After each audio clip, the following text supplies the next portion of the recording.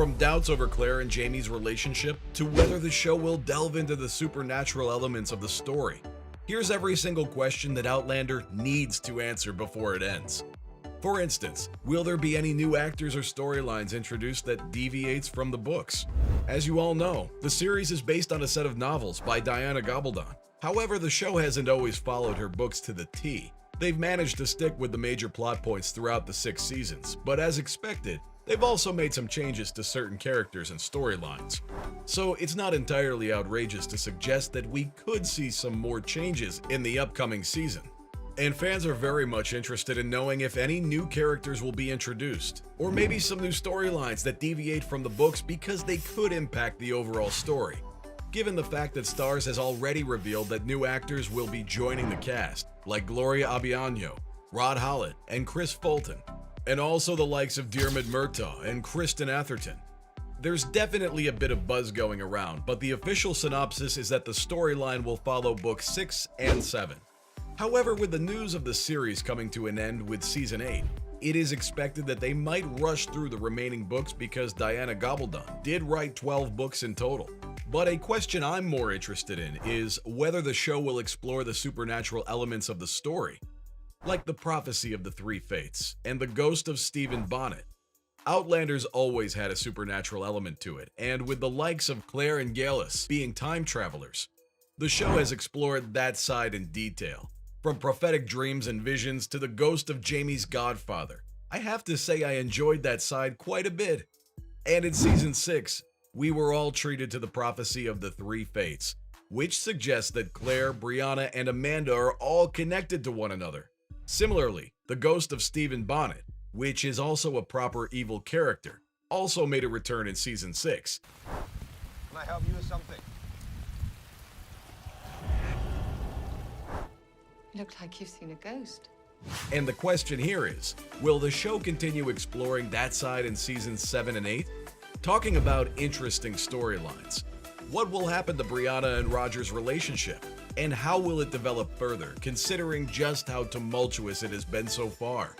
Season 6 was a huge one in their development, and with both characters undergoing personal challenges, Brianna having to deal with the trauma from her assault, while Roger found it hard to adjust to life in the past.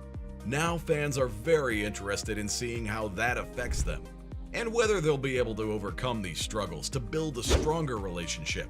Not to mention there's another big question over Brianna and Roger's story. Do they decide to return to their own time, or do they remain in the past? I mean, clearly it hasn't worked out for them so far, and they've struggled to make a final decision whether to return to their own time, where they'll be safe, or to remain in the past, where they've now got a life and family with Jamie and Claire. Roger, as we all know, has expressed his desire to move back, but Brianna's been hesitant. If you really believe that, then you should go. As if that's what you really want. Will this conflict be resolved, or will it break them up? Of course, it has larger repercussions on the story about the role of the family and the idea of home, and whether these ideas transcend time and space or not. Just like the butterfly effect, which could possibly take place. We know so far that as time travelers, these characters in Outlander have the ability to change the course of history, right? They've been warned to be careful about it and ensure they don't drastically alter it. But throughout the series, as you'd expect, they've made some decisions that have had major unintended consequences. This hasn't only changed their overall future, but their immediate future too, and the future of everyone around them. Of course, it remains one of the more engaging aspects of the show, and it's not a surprise that fans are curious to see how their actions continue to affect the future. Plus, there's also the moral question that they've been presented with. Do they change the course of history, and whether they'd even be able to do so? Or will they be forced to accept their fate as it is? The question isn't only bothering the fans of the show, but also the characters. We know that Claire's used all her knowledge of the future to prevent certain events from occurring, and fans are interested in knowing whether those changes will actually work or not. Of course, it leads to the question of the role of free will in one's destiny, and the larger theme of consequences of time travel. But it's just what makes the show so interesting. More importantly though, talking about Claire, everyone wants to know what will become of her relationship with Jamie after their long separation. So when season 6 ended, Jamie and Claire were separated for several years because Jamie remained in the past, and Claire was forced to return to the 20th century for her medical treatment. In an ideal world, when they got back together, things should be fine. But this definitely isn't the ideal world. So everyone's curious to see how their relationship will cope with this massive issue. That being said, of course, there's also the problem of Claire being stuck in jail in Wilmington. And the question of how Jamie will break her out, even though he always does figure it out at the end.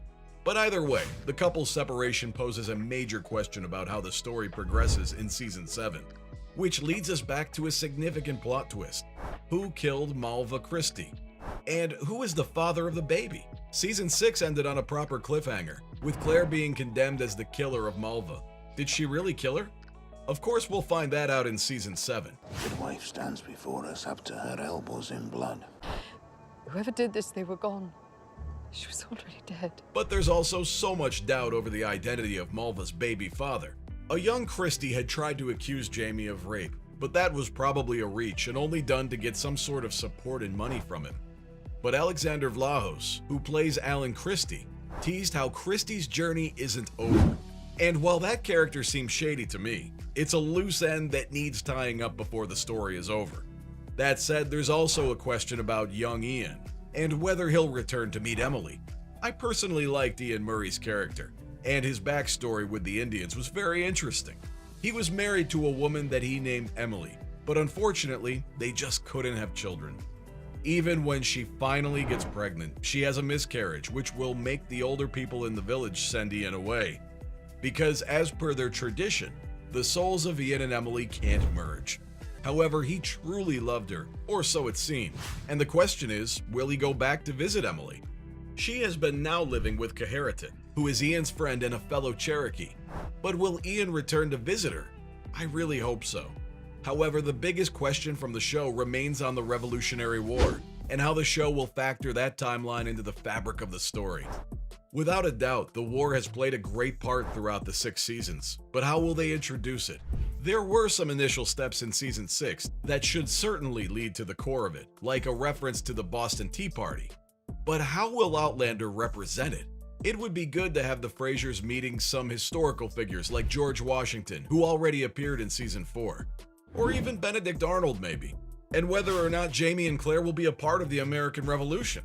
After all, they've got bigger things to worry about right now, so this remains an important storyline for the show to explore. But one thing that everyone knows is that Outlander isn't afraid to blur the boundaries between what actually happened and what didn't. That's all I have for every question Outlander needs to answer before it ends.